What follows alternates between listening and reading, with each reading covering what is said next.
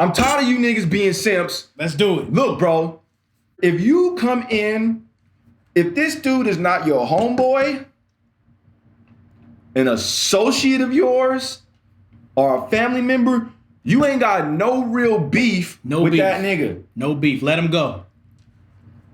He doing what he's supposed to do. Facts. The person who created the situation, why he's there, is your woman. That's who your beef is with, not him. You should not be fighting and trying to shoot another nigga and everything, because he was probably misled or lied to about whatever situation he dealing with her. She probably ain't tell that nigga that she got another dude. Or even if she did, he probably don't know that it's your house. He might not know the full context of the situation, but your beef is not with him. How does he know? How does he know what time to be there? How does he know the location? How did he get the directions? How did he get as far as he did? That should all point back to the woman. Right. She's the one that's giving him the breadcrumbs and telling him when it's okay and you're at work and maybe one day you came home early. He's there. If it's a total stranger, let that guy go. The beef is with the girl. And, you know, I know it's going to be a painful thing, but try not to get very emotional and do something that will cause you to be put in jail for the rest of your life. But your problem is with her. She betrayed your trust, not the guy. Him. You don't need to be out here trying to fight him. I saw a video one time where there's a nigga who is standing on the bed trying to fight somebody else. I think you know what I'm talking about. He's like, yeah, nigga, I'm ready to die behind this pussy. Oh, yeah. And this. Yeah. Me and her, we going through some shit. Yeah. That nigga's a sucker. Like, bro, you a bitch, my nigga. You a simp. You a bitch because no matter what's going on, I don't give a fuck how tough you think you are. It ain't had nothing to do with that nigga who was there fucking her. You talking about you willing to die behind that pussy? Yeah. Like, bro. You a simp, man. Bro, are you serious? A woman's gonna give it to whoever she's gonna give it to, and she has to consent, or else that's rape. That shit belongs to her. She'll do whatever the fuck she want with that. And obviously she's okay with it. She consented to that. Dude, something is wrong with you if you think you can control what somebody else does. Yeah. If she gives it to somebody else, how are you gonna try to fight him? You have to be one of the stupidest niggas alive doing that stuff. I get it. It might cause you rage and a rush of emotion and whatever, but you gotta control yourself. Yeah. You cannot be out here fighting and trying to kill other people about shit that ain't got nothing to even do with them. You fighting another man, your beef is not with him. Unless that's your homeboy, who's a friend of yours, a family member, that's a different situation because they know then, and then it's a completely different level of disrespect. Oh yeah. That's when somebody gotta catch a fade. That's when it comes to blows or something like that. Like, no, somebody might die. You have to see me for that level of disrespecting me. You still got beef with her. Mm-hmm. She still got to answer to it. But the principle behind somebody that know you and know that was your union, that situation, and he indulged in that anyway, was a slap in your face as a man, and you gotta handle that. You gotta handle your man business in regards to that. But if it's a nigga you ain't never seen before in your life, and you don't know, and you don't know that nigga from Adam, you ain't got no beef with him. Men, that shit has to stop. That kind of dumb shit gotta stop.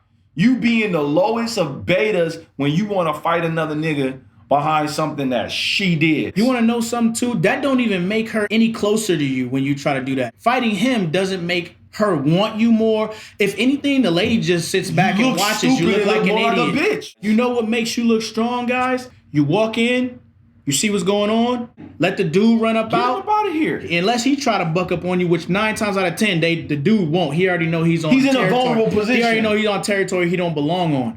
But once he leaves, say a couple of words to her or whatever, and then tell her to get out if she's in your house, or if you're in her house, which you shouldn't be anyway. Yeah. But if you're in her house, get your shit. Try not to argue as little as possible. If you cannot control the adrenaline and the stress hormones going through your vein, if you feel like you're going to lose it or snap or anything like that, you're not a punk from saving yourself from doing something irrational. You don't need to be picking up no knife, no gun. Yeah. And I promise you, you going to jail is not worth, you know what I'm saying, whatever split-second decision you're about to be making while she's going to be still fucking that same nigga. Get out of, I just need you to get out of that energy as fast as possible, because you don't need to be where all of the energy is having you clouded, compounding it. So I say run because I'm saying run because you need to get away from that as fast as possible before you end up in a domestic violence situation that's going to be leveraged against you because of women, involving women or something, which will end up being harsh. Or even worse, the worst case scenario, you potentially being violent and losing and killing somebody out of rage or who knows what.